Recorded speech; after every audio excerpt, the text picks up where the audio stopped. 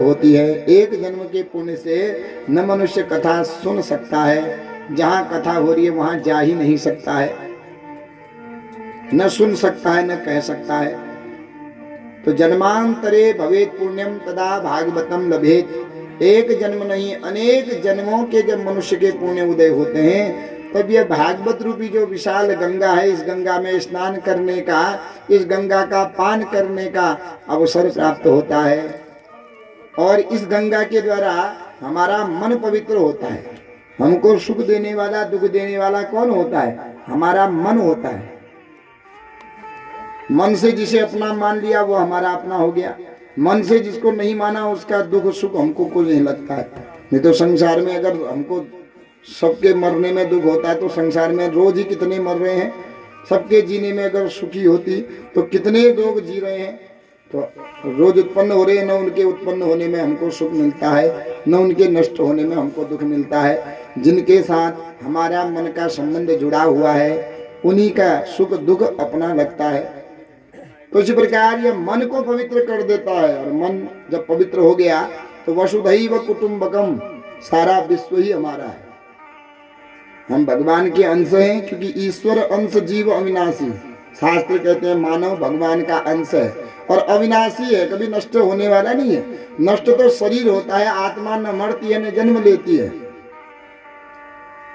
जिस प्रकार वाशांसी जीर्णानि यथा विहाय, गीता में भगवान कहते हैं हम लोग वस्त्र पहनते हैं, वस्त्र जब फट गया पुराना हो गया तो हम उस वस्त्र को फेंक करके नया वस्त्र खरीद लेते हैं। उसी प्रकार इस शरीर में बूढ़ा हो गया, देखने की शक्ति नहीं रही, सुनने की शक्ति नहीं रही, खाने पीने की शक्ति नहीं रही, चलने की शक्ति नहीं रही, तो आत्मा देखती है अभी शरीर फट गया है, वस्त्र पुराना हो गया है, इसको बदल करके किसी नई जीवात्मा में चला जाता है। इस प्रकार ईश्वर के अंश मानव जीवन है, पर संसार में माया के चक्कर में लग करके हम इस नष्ट होने वाले शरीर को अपना माने हैं, नष्ट होने वाले धन संपत्ति को अपना माने हैं, कुछ समय पर नष्ट होने वाले रिश्तों को अपना मान पड़ते हैं। असल तो यह है कि संसार क्या है, 7 दिन का, केवल हमारा 7 दिन का इस संसार से संबंध होता है। 7 ही दिन में हम आते हैं, 7 ही बार होते हैं ना सप्ताह में, 7 ही दिनों में आए। इन्हीं 7 ही दिनों में जिसके साथ संबंध नहीं था संबंध जुड़ गया, कोई माँ बन गई, कोई पिता बन गया, कोई भाई बन गया, कोई मित्र बन गया, कोई पुत्र बन गया, कोई गुरु बन गया, कोई मित्र जो है बॉस बन गया। इन्हीं 7 दिनों का चक्कर है, और 7 दिनों में ही जहाँ से आए हैं 1 दिन में जाना पड़ता है। 8वां दिन किसी की जिंदगी में आता ही नहीं है, इसलिए भागवत भी 7 दिन का है।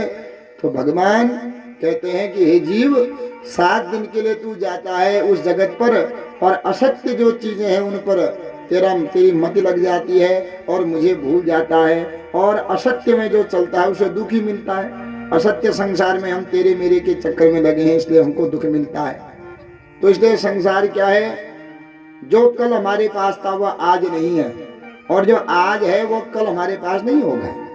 कल माता पिता थे, आज वो नहीं है, और आज हम हैं, कल को हम ही नहीं रहेंगे, है कि नहीं। इसलिए संसार में सुखी वही रहता है कि जो आज है, जितना है उतने में संतुष्ट रहो। हम आज दुखी रहे और कल को हम में से एक चला जाएगा, क्योंकि संसार का चक्र है, एक न एक दिन सबने जाना ही है। आया है सो जाएगा, राजा रंक फकीर, कोई सिंहासन चढ़ी चला, कोई बधा जंजीर।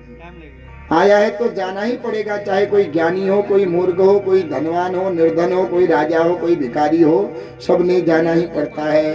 पर अंतर इतना है, कोई सिंहासन पर चल करके जाता है, कोई काल कोठरी में बंद होकर के दुख को भोग करके जाता है। यही कर्म की लेख है। इसलिए कर्म ऐसे करने चाहिए कि संसार में यह शरीर अनित्य है, नष्ट होता है, कि जाने के बाद भी जो है मनुष्य स्मरण करे तो वह भावुक हो जावे, क्योंकि नाम कभी मिटता नहीं और नाम ही कभी रहता नहीं। नाम ही माने शरीर, यह शरीर एक न एक दिन चला जाता है, और नाम कभी मरता है क्या? नाम कभी नहीं मरता।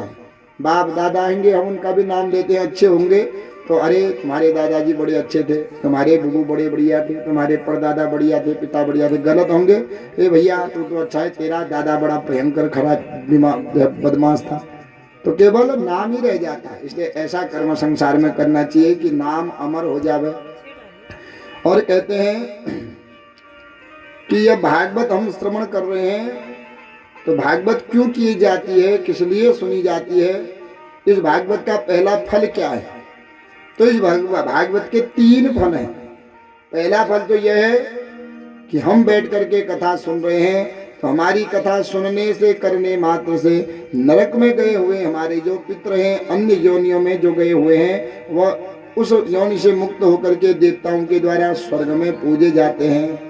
क्योंकि धन्या भागवती वार्ता प्रेत पीड़ा विनाशनी सप्ताहोपि तथा धन्य कृष्ण लोक फलप्रद। धन्य है ये भागवत की कथा जो प्रेतों को भी स्वर्ग गति प्रदान करती है। इसलिए हमारे बाएं कान पर पितरों का वास रहता है, दाएं कान पर देवताओं का वास रहता है। इसलिए जो मलमूत्र जाते हैं जनेऊ वाले तो दाएं कान में रखते हैं। क्यों? दाएं कान में समस्त तीर्थों का वास है और बाएं कान में पितरों का वास है। और हम बैठ करके कथा सुन रहे हैं तो हमारे कान पर बैठ करके हमारे पितृ भी किसी न किसी अंश में कथा सुनते हैं। क्योंकि पुत्र को कहते हैं आत्मज, आत्मा जायते इति आत्मजः। पिता की आत्मा ही पुत्र होता है, और जो काम पिता नहीं कर पाया वो पुत्र करता है तो उससे पिता की तृप्ति होती है, ऐसा शास्त्र बताते हैं। पितृ कोई काम नहीं कर पाए तो हम उनके छूटे हुए कामों को करें तो उससे पिता तृप्त होते हैं, और जब तृप्त हो जाता है तो वह स्वर्ग की गति को प्राप्त कर देता है। तो इस प्रकार पितरों के निमित्त जो यज्ञ किया जाता है, उन पितरों को आसन दिया जाता है बैठने के लिए। तो ये भागवत भी भागवत पितरों के लिए की जा रही है, और इस बांस के डंडे पर हमारे समस्त जो है पितृ विराजमान है, और हमारे साथ साथ पितृ भी इस कथा का श्रवण कर रहे हैं। अब कहते हैं भागवत का फल क्या है। पहला फल है नरक में गए हुए पितृ स्वर्ग को चले जाते हैं। भूत भविष्य वर्तमान तीनों कालों पर यह भागवत कृपा करती है। भूतकाल में जो हमारे पितृ थे, इस कथा को हम कह रहे हैं, सुन रहे हैं, कर रहे हैं, तो इसके द्वारा ही हमारे पितृ स्वर्ग को चले जाएंगे, ऐसा शास्त्र वर्णन करता है। और दूसरा, जो मनुष्य अपने जीवन में एक बार इस कथा को कर लेता है, समस्त प्रकार के पाप ताप संताप से मुक्त होकर के वह भगवान के दिव्य वैकुंठ का अधिकारी बन जाता है।